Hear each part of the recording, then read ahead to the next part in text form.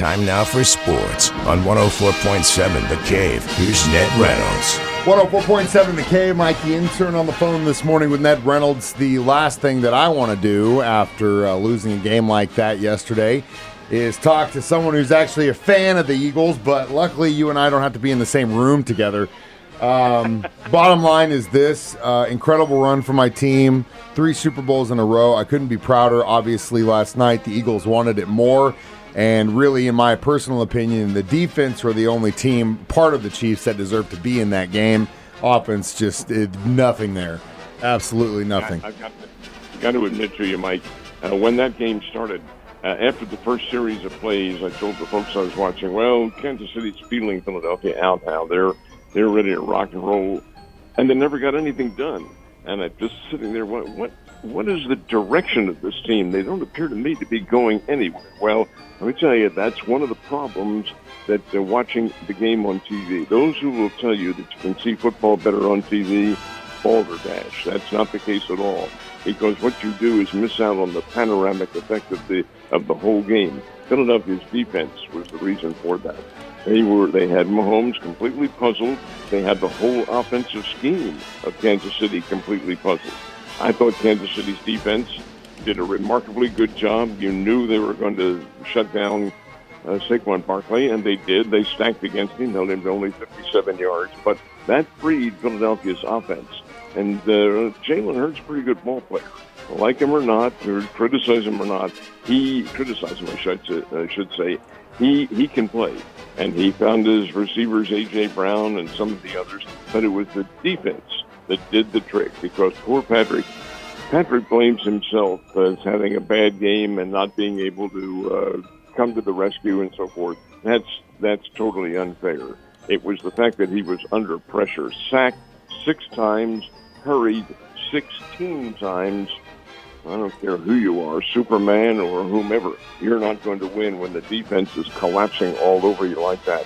It was a Philadelphia defensive game plan, in my opinion, that got the win 40-22 over the Chiefs. Chiefs did come to life at the end of the game, but that's really a little bit of a misunderstanding as well, because by then, with the game out of reach, I don't think anybody was probably at the top of their, at least mentally anyway, at the top of their game.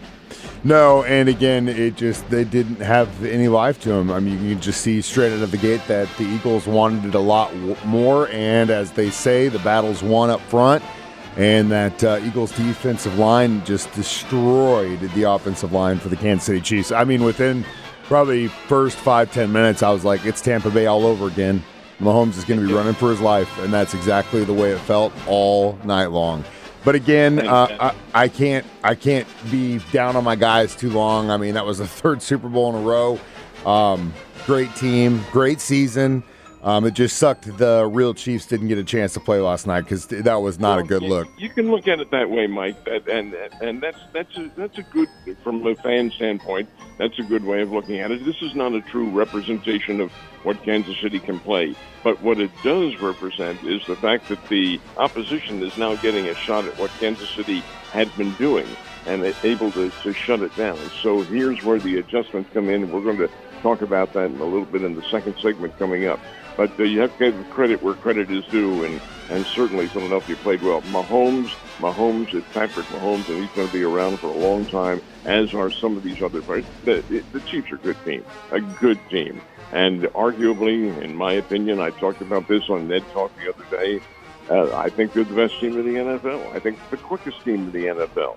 But there are defensive aspects to the game that can shut that down, and that's what happened in last night. So now that the Kansas City Chiefs season is over, got to start working on the future, and that includes finding us an offensive left tackle that can actually protect our quarterback. Yeah, I think the Chiefs will certainly go and peruse the college level and maybe the free agent level for somebody who's going to be able to come in. The left side certainly did not meet the standard of what you needed against a very good football team. Josh Sweat of Philadelphia in there, he was just had 2.5 sacks, and Patrick Mahomes was sacked 6 times and hurried. There's the key. Hurried 16 times. Hey, I don't care who you are. That's not acceptable at all. And even with even with Spagnuolo constructing a very good defense on his own, Philadelphia outshone them last night. So you do have some work to do, but folks, as Mike will tell you, this is not catastrophic, not in the least. Kansas City's a good football team. They'll go to work. The staff is good. Andy Reid, my goodness sake, he's been around forever and ever and ever and had success. 14 years with Philadelphia and made them successful.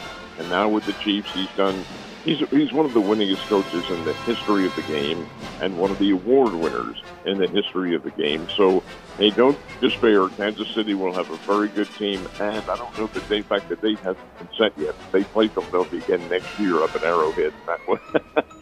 Maybe a little payback coming up. He is the most winningest coach for two separate teams for a reason. And again, the ship's not on fire.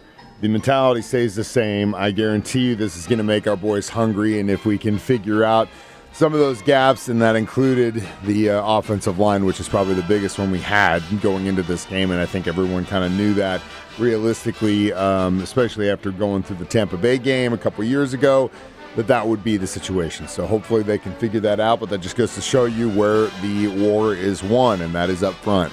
All right, now we can talk about something else, and that includes another big winning streak that ended yesterday. That was for who? That was for South Carolina, the Lady Gamecocks, the national champs, Dawn Staley's team, and they are avowed Philadelphia Eagles fans. Dawn Staley's from Philadelphia. She had her team rooting the Eagles and all, but apparently they forgot to play some basketball too because they had a 57-game winning streak knocked off yesterday by Texas. Well, that doesn't correlate into very good. Well, it just does point out the fact that there is no such thing as an unbeatable team or unbeatable individuals. Everybody is vulnerable somewhere along the line, and the South Carolina Gamecocks, well, they were vulnerable yesterday on the road down in Austin, Texas, and falling to the Longhorns. So it does happen.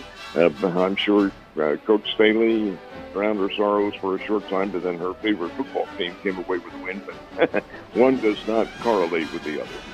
Get any good news from the MSU Bears over the weekend? Well, the ladies, yes. They won both their games, Indiana State and Evansville, and they're very good, convincing victories. The Lady Bears are very good. They're a very good basketball team. The guys, they just can't seem to get it together. They have good players, Mike. They went out and played Belmont. Went to Nashville to play Belmont. Belmont's a good team. Bears fell behind by something like 27-11 early in the game. Came back to tie the game. Seesaw back and forth. But then when it came down to the clutch, and that's the final portions, actually the final 10 minutes of the game, oh my, Belmont just unloaded. The Belmont Bruins, Mike, and I've not seen this before, hit 16 threes. And you think about that, a tray, folks, is a three-point shot. They were unconscious, shooting everything from outside, and Missouri State couldn't do a thing about it.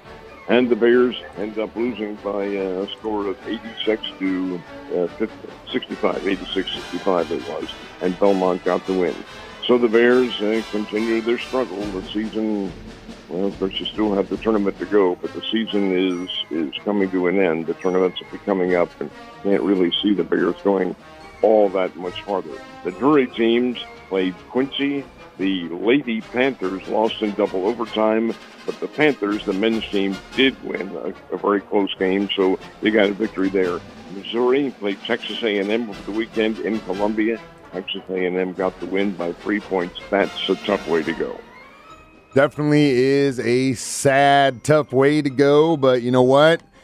Season must go on. Ned, you have a wonderful day, and I will see you tomorrow.